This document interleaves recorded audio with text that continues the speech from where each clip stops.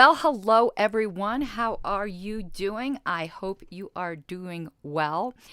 Yes, the shows have been late at night, not late in time. I am doing daily shows because I am committed to my patrons to do daily shows. But it's been a very busy week.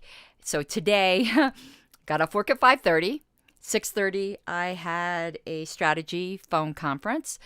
And then at 8, I had an interview for my radio show with this wonderful small business owner. So that will be airing on Saturday. And now here we are, 10 o'clock, doing this. But I wanted to show you guys in case you were curious.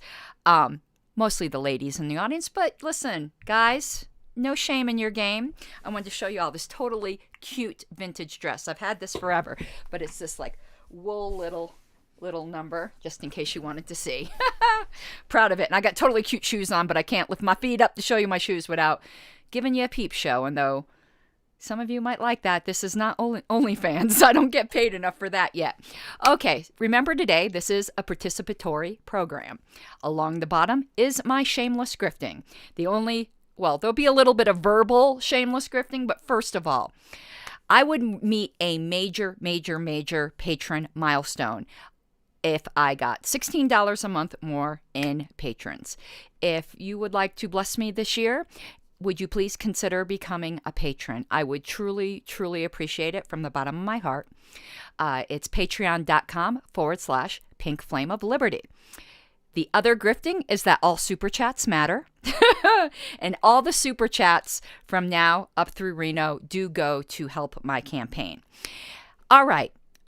Also, one last thing before we get started on the Political Perspectives bonus episode, 17C, is tomorrow, the 16th. There is a sale on Teespring again. So if you've been looking for some of that sweet Reno merchandise, you use coupon code SUPER10, SUPER 10 to get 10% off. It doesn't come out of the creator's cut. It comes out of Teespring. So let me show you some of the new designs I have. Let me see. First, okay, yes, got to share my screen. Okay, you already know about the Mudacorum, okay, oldie but goodie. We already know about Noda, Grab the Pine, Get the Quills, which so far is my most popular shirt. Let me just pull this up because I really want to show it to you guys if you haven't seen it. That porcupine, I think, is the best porcupine. Not just because it was designed for the Libertarian Party of Colorado back in the 70s. So this was an original design for the LPCO. And look how cute it looks in pink. Doesn't it look cute in pink? So grab the pine, get the quills. But let's go back. That isn't one. That's the most popular shirt so far. But I wanted to show you the new designs. Here is the Reno Reset. Get this for Reno. Comes in multiple colors. I really like it in this. I don't know. This is like a slate. So you'll lose your title and you'll be happy.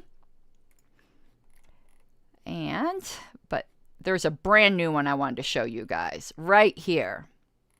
Okay. This is a new design. Let's look at the short sleeve one. So, state crime. I just think this is just such a cool design. A listener made it for me, and I really loved it. And I really love it on this yellow. Doesn't that look great? I haven't ordered one for myself yet, but that's a brand new design. Tomorrow on the 16th, you can get that for 10% off using code SUPER10. And then there was like this all-over design that did this like really cool effect like this. This is the one I'm going to get for myself eventually. I like it like that, the way it kind of goes over the sleeves and stuff. And it also does come in a pink. And I think it looks really cool in pink as well. All right, so that is it for the advertisements, but I wanted to do this because you can get, the orange looks great, obviously. You can get 10% off tomorrow. Okay, let's go back to me. I haven't done these transitions smoothly yet. I don't know what I'm doing wrong, but whatever. Okay, we're going to get right into the Political Perspectives, which is a regular column in LP News that we do for these history shows. And we're in the November-December 1973 LP News. Oh, I know what else I wanted to tell you. This is history, though. This isn't advertising or anything like that. I had gathered together things that happened in December 1973. We went over November 1973 last episode. And guys, don't leave me lonely. Talk to me and chat. So, Papua New Guinea gains self-government from Australia. Commercial diver Timothy House is lost at sea. Wow, I didn't know any of that. Let's see what else here. Pioneer 10 sends back the first close-up images of Jupiter. Now, I remember that. I was 6 years old at the time. I was very fascinated by astronomy at that time. And the Cosmos series was playing. Let's see what else here. Gerald Ford, again, was confirmed. We knew that. A partial lunar eclipse happened on December 10th. And let's see if there's anything else really interesting here. If you guys can think of anything oh, check this out. For gay rights, the American Psychiatric Association removes homosexuality from the DSM-2. We're on the DSM-5 now, aren't we? O.J. Simpson became the first running back to rush for 2,000 yards in a pro football season. And here was a big event in December of 73. Palestinian terrorists attacked the terminal building at Leonardo da Vinci Fiumicino Airport in Rome, Italy, with automatic firearms and grenades. I have some pictures of that, I believe. And then on the next day, after 16 hours on the ground, there was a lot of terrorism during this time, during which time they murder one hostage and injure another. Palestinian terrorists who attacked the Rome airport the previous day dumped the injured hostage and the body of the murdered one off the Lufthansa plane and order it to fly to Athens. Let's see what else here. Spanish Prime Minister Luis Carrera Blanco is assassinated. OPEC doubles the price of crude oil.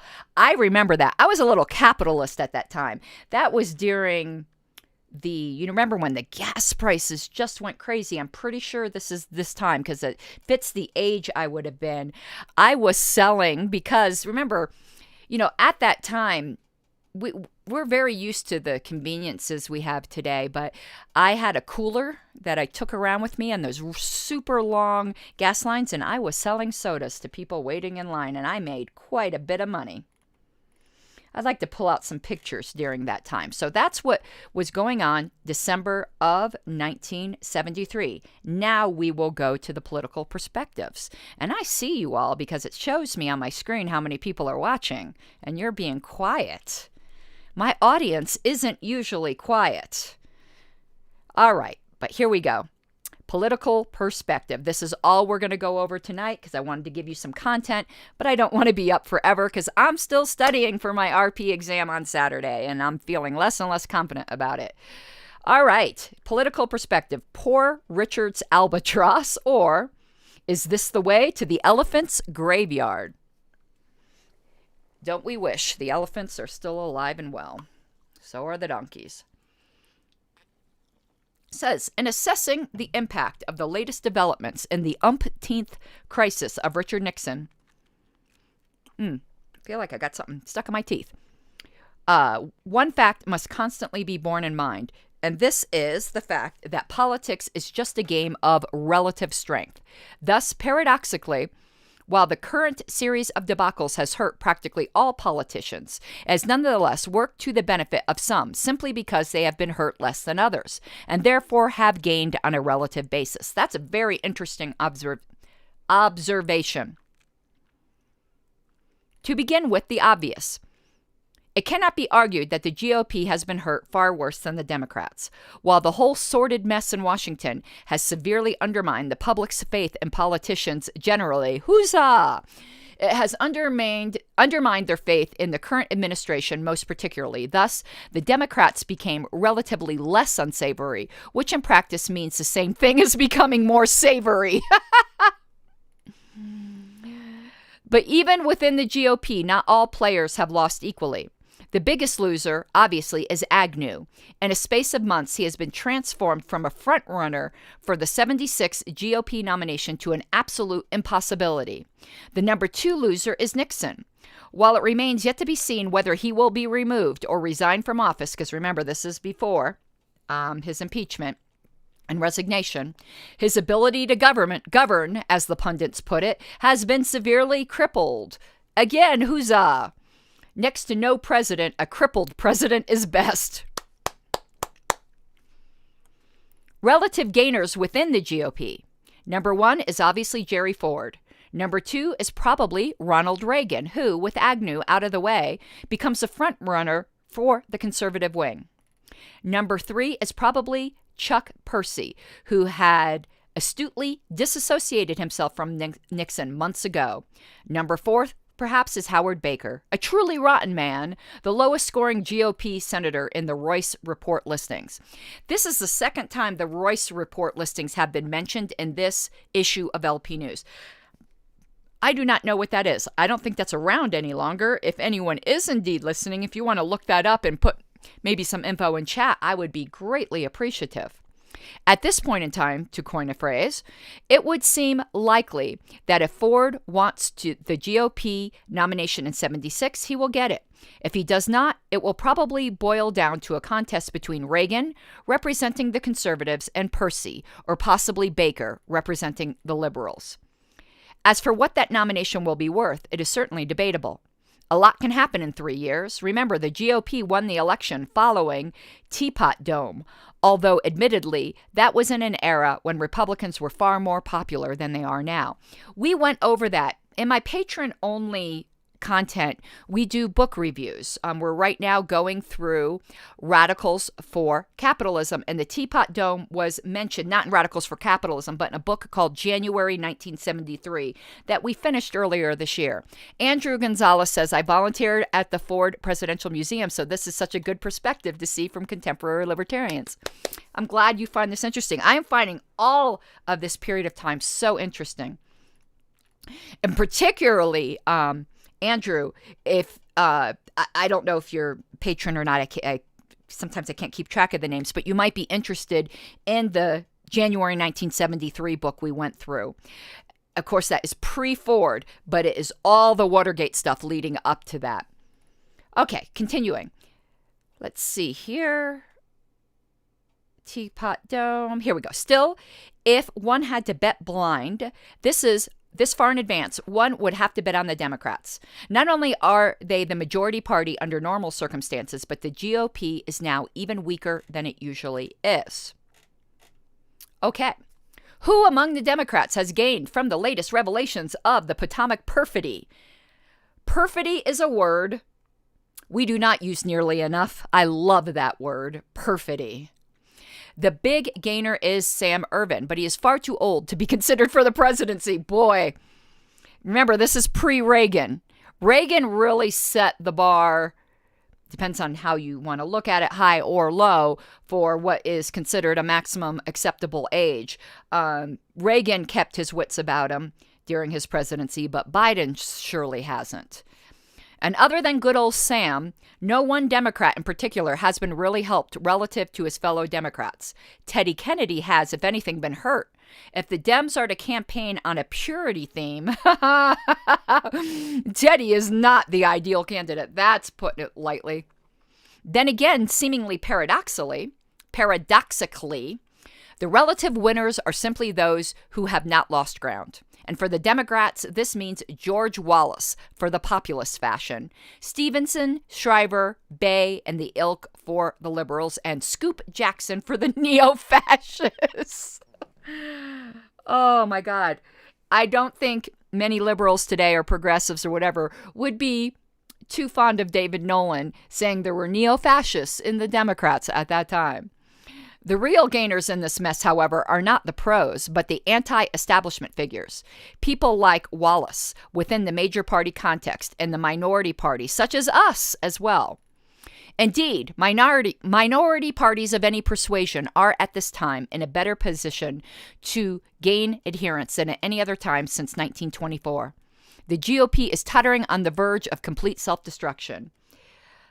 Ah, my sweet summer child. The Democrats have nothing now to offer. New Deal liberalism is bankrupt. Ah, my sweet summer child.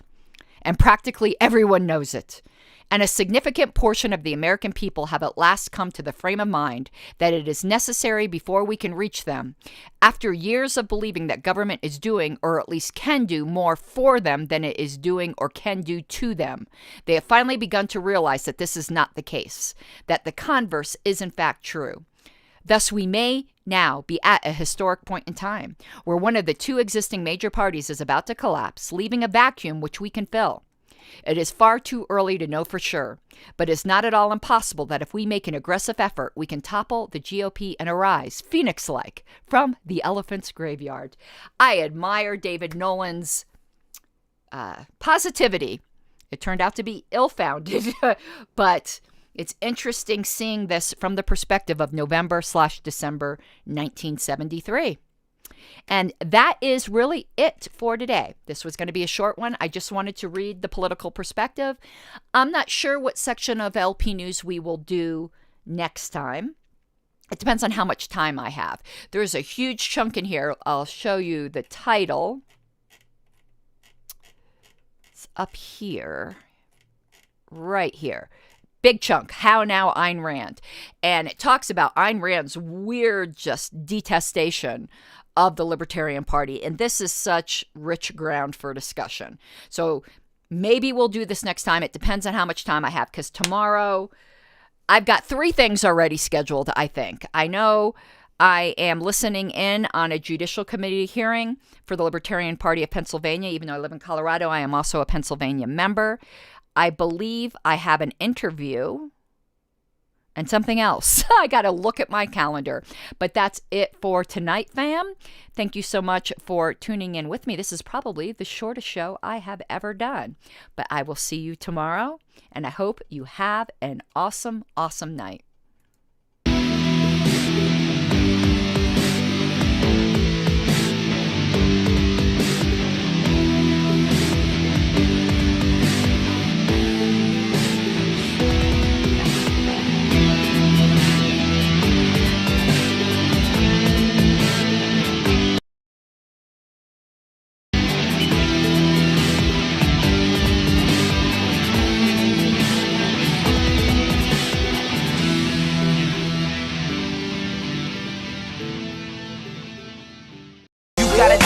Given, that's how we live it. Don't be mad at the system, it's simply how we've existed. I hear a lot of people talking like they politicians, or choose to be an accountant because it says